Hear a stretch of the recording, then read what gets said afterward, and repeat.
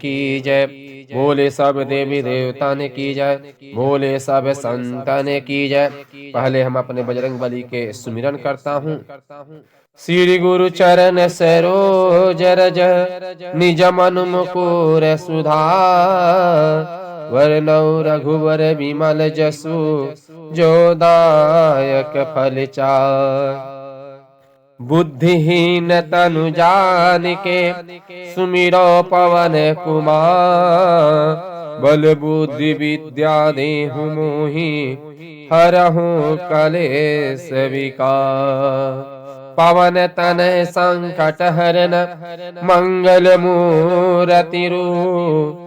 राम लखन सीता सही हृदय बसहु सूरभूप। बजरंगबली जी द्वारा अशोक वाटिका का विध्वंस की कहानी सुनिए। कैसे अशोक वाटिया बजरंगबली अशोक वाटिका को उजारे। प्रेम से गणेश भगवान की जय। माता सीता जी के अमोघ आशीर्वाद पाकर हनुमान जी को बड़ी प्रसन्नता हुई। उनसे बातचीत करते हुए उनकी दृष्टि अशोक वाटिका में लगे हुए तमाम सुंदर फल वाले वृक्षों पर गई। उन फलों को देखते ही उनकी भूख जाग पड़ी। उन्होंने सोचा कि इन फलों के द्वारा मुझे अपनी भूख मिटा लेनी चाहिए। यह सोचकर उन्होंने माता सीता जी से उन फलों को खाकर अपनी भूख मिटाने के लिए आज्ञा मांगी।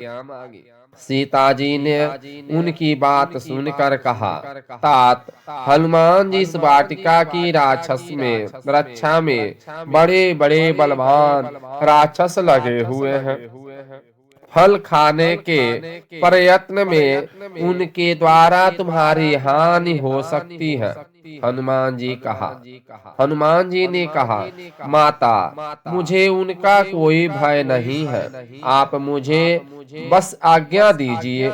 सीता जी ने उनकी बात सुनकर कहा, ठीक है, तुम भगवान श्री रामचंद्र जी के स्मरण करके इन मीठे फलों को खाओ। सीता जी की आज्ञा पाकर महावीर हनुमान जी निर्भय होकर अशोक वाटिका में पहुंच गए। खूब जी भर कर फल खाया। पेड़ों को भी उखाड़ उखाड़ कर तोड़ कर फेंकने लगे। चारों तरफ पेड़ को उखाड़ना चालू कर दिए। बहुत से बलवान राक्षस वहां रखवाली कर रहे थे। उनमें से कुछ हनुमान जी के द्वारा मारे गए और कुछ ने भागकर रावण को बताया कि अशोक वाटिका में एक बहुत बड़ा बंदर आया है। उसने फल भी खा रहा है और पेड़ों को भी उखाड़ उखाड़ कर फेंक रहा है। ऐसा सुनते ही रावण ने कहा, बड़े बड़े बलवान योद्धाओं को भेजा, लेकिन हनुमान जी खेल खेल में उन्हें थप्पड़ों और घूंसों से मार गिराया। कुछ जो जीवित बचे उन्होंने फिर जाकर दरबार में गुहार लगाई।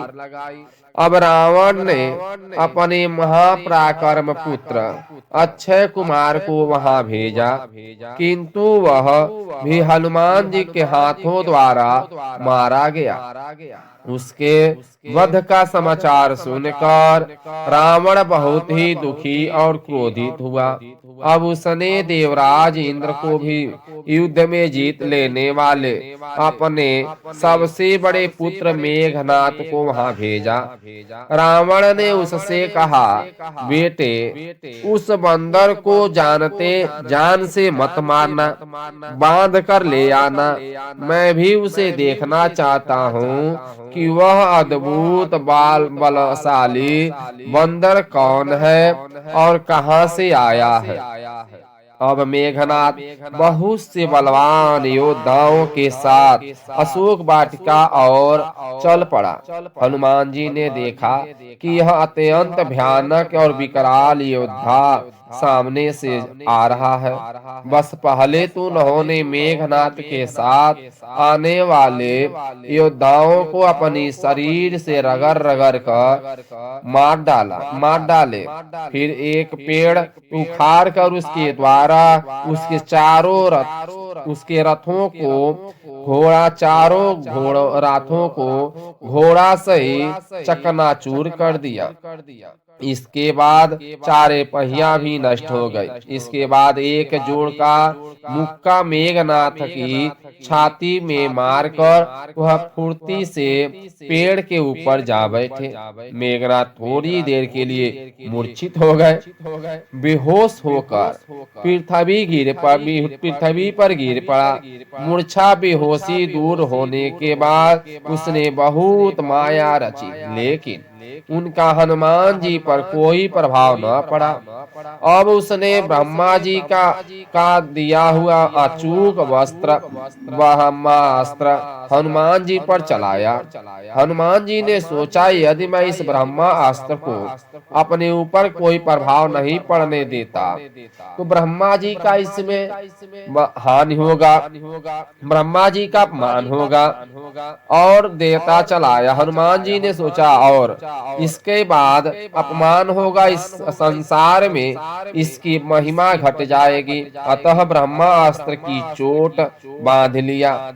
यहाँ यही उसने भूल हुई कि ब्रह्मास्त्र एक ऐसा अस्त्र है कि यदि उसके ऊपर किसी दूसरे अस्त्र शस्त्र का प्रयोग किया कर दिया जाए तो उसका प्रभाव अपने आप समाप्त हो जाती है। बजरंगबली को इस बात का पता नहीं था। इस प्रकार मेघनाथ की भूल से हनुमान जी ही ब्रह्मास्त्र से छुटकारा पा गए। उन्हें उसका प्रभाव नष्ट करने की आवश्यकता ही नहीं पड़ी। बोले श्री कृष्ण भगवान की जय। इसके बाद लंका का दहन हुआ। मेघनाथ ने श्री हनुमान जी को रावण के सामने लाकर खड़ा कर दिया। हनुमान जी ने देखा कि राक्षसों का राजा रावण बहुत ही ऊंचे सोने के सिंहासन पर बैठा हुआ है। उसके 10 मुंह और 20 भुजाएं हैं। उसका रंग एकदम काला है।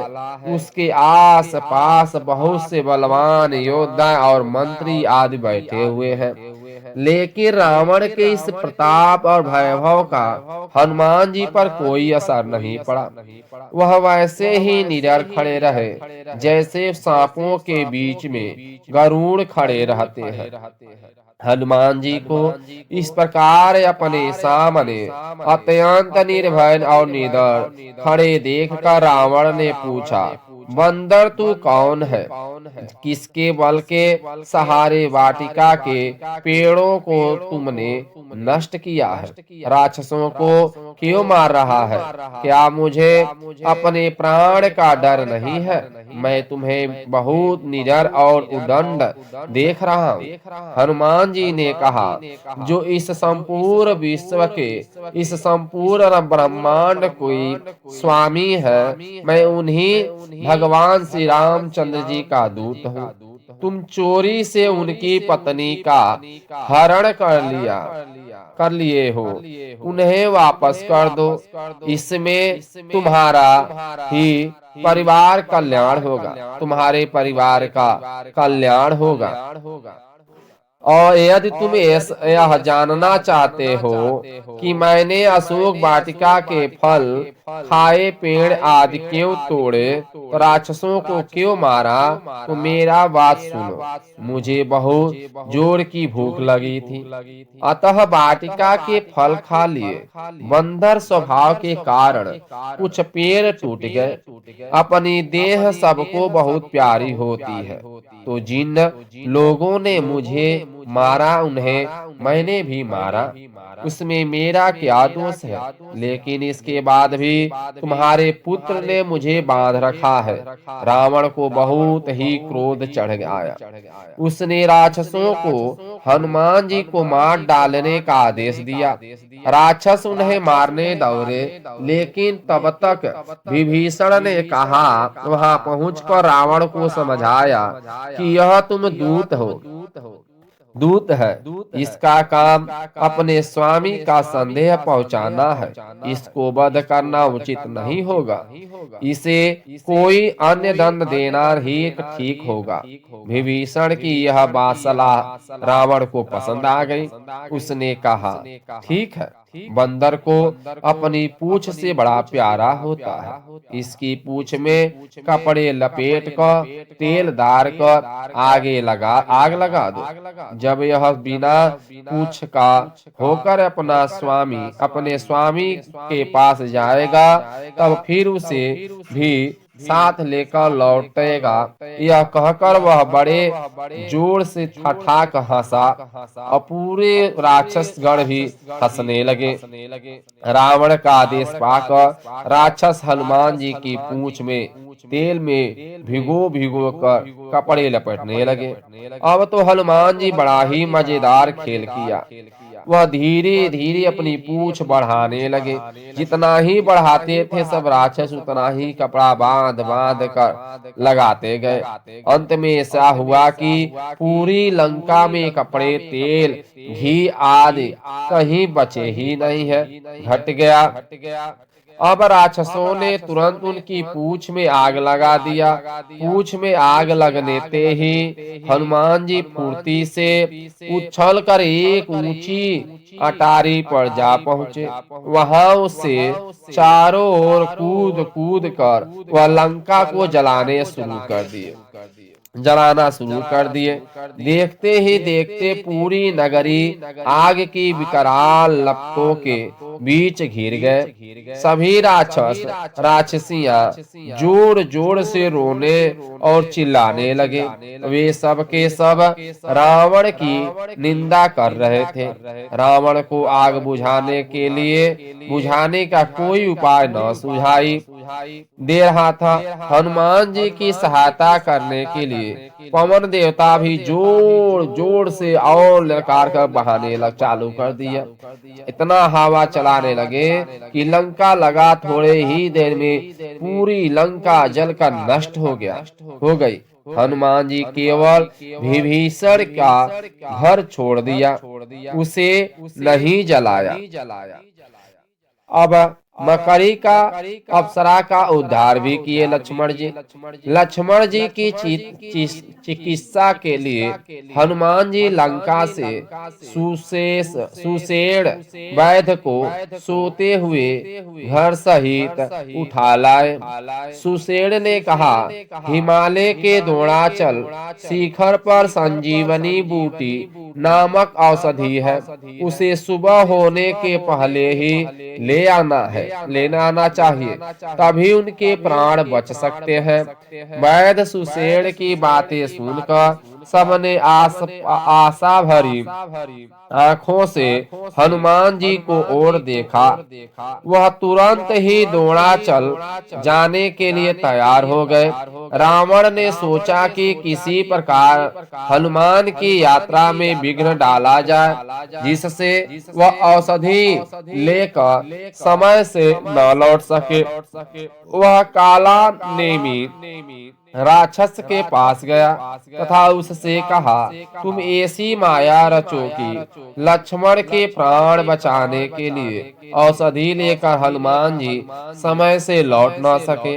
रावण की बातें सुनकर कालनेमी ने कहा, रावण राम के दूत हनुमान को माया से मोहित कर पाने में कोई भी समर्थ नहीं है। मैं ऐसा प्रयत्न करूंगा कि तो मुझे निश्चित रूप से मृत्यु के मुंह में जाना होगा। कालेमी की बातें सुनकर रावण बहुत ही क्रोधित हो उठा। उसने कहा, कालनेमी, यदि तुम मेरी बात नहीं मानोगे तो मैं तुम्हें मेरे ही हाथ से मरना होगा। कालेमी ने सोचा कि जब मरना ही है तो मैं हनुमान के हाथों ही क्यों ना मारा जाऊं। यह सोचकर अगर रावण के हाथ मरता हूँ तो मुझे नरक ही मिलेगा। अगर मैं हनुमान के हाथ मरता हूँ तो मुझे स्वर्ग मिलेगा। यह सोचकर उसने उनके मार्ग में ही तो मैं हनुमान जी के हाथ और एक ही पाओ हनुमान के हाथों ही क्यों ना मारा जाऊं, यह सोचकर उसने उनके मार्ग में एक बहुत ही सुंदर आश्रम का निर्माण किया। स्वयं मुनि का वेश बनाकर उस आश्रम में बैठ गया। हनुमान जी जब उस आश्रम के पास पहुंचे तब उन्हें बड़े जोर की प्यास लगी। मुनि का सुंदर आश्रम देखकर उन्होंने सोचा कि यहाँ जल पी लूं। वह शीघ्र ही कपटी मुनि कालनेमी के आश्रम में जा पहुंचे। उसको प्रणाम करके उन्होंने कहा, मुनिवर, मुझे बड़े जोर की प्यास लगी है, यहाँ जल कहाँ मिल सकेगा। कपटी कालनेमी ने कहा, रामदूत हनुमान, मैं तुम्हें जानता हूँ।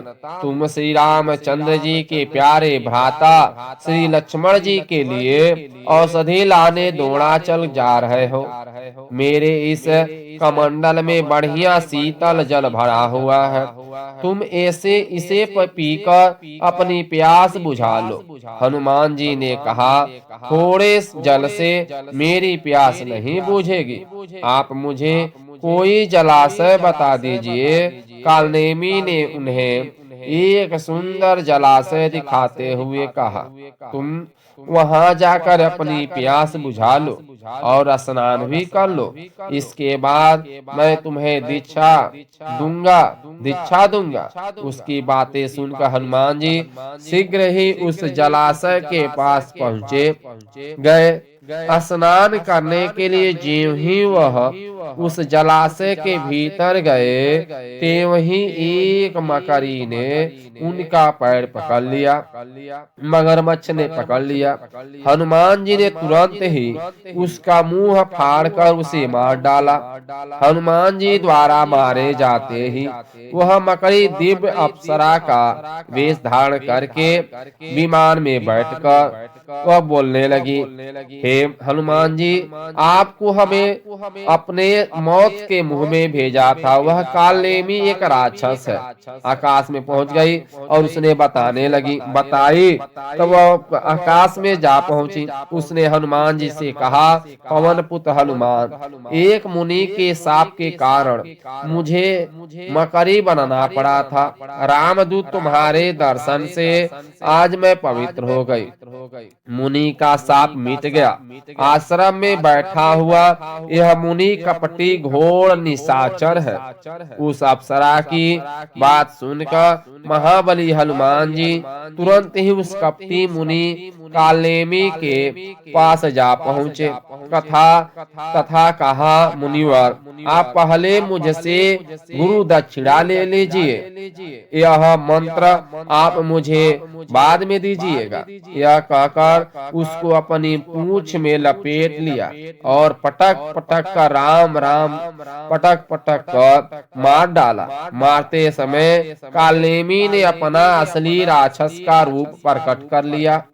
मुख से राम राम कहा। इस प्रकार राम नाम लेने से उसका उद्धार हो गया अथवा स्वर्ग की प्राप्ति हो गई। प्रेम सुनो श्री कृष्ण भगवान की जय, लक्ष्मीपति नारायण की जय, परम पिता परमेश्वर की जय। अब कल कहेंगे जो भी कल सुनो, जय बृहस्पति भगवान की जय।